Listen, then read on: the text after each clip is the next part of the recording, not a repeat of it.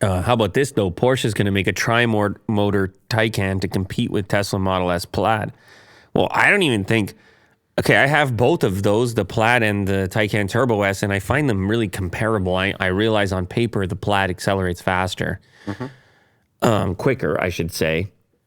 It's like 1.99 seconds versus 2.4 or something.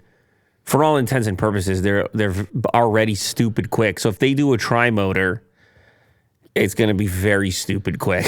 I'll tell you that right now. Porsche brought its new Taycan Electric to Nürburgring racetrack to break a record in 2019. Tesla CEO Elon Musk decided to use the famous proving grounds for the electric automaker's own latest performance vehicle. He brought the Plaid over there. And then set a record, I think. It was a 7:35 lap.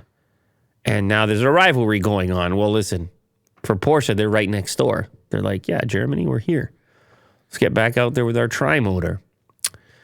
The Taycan range kicks off with the entry-level rear-wheel drive version, and the new tri-motor variant should supersede the Turbo S as the fastest model available. Given the upgrades, we predict a slight increase over the starting price and the upcoming flagship costing in excess of 142,400 British pounds.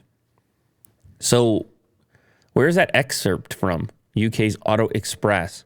Wow. I got to keep an eye on that. I'm real curious about that, Will. Well, you have the Plaid, and then get the Taycan tri-motor, and then do this is crazy. I mean, we're talking a fraction of a hair here and there. They're all stupid fast. At that level, they're all stupid fast.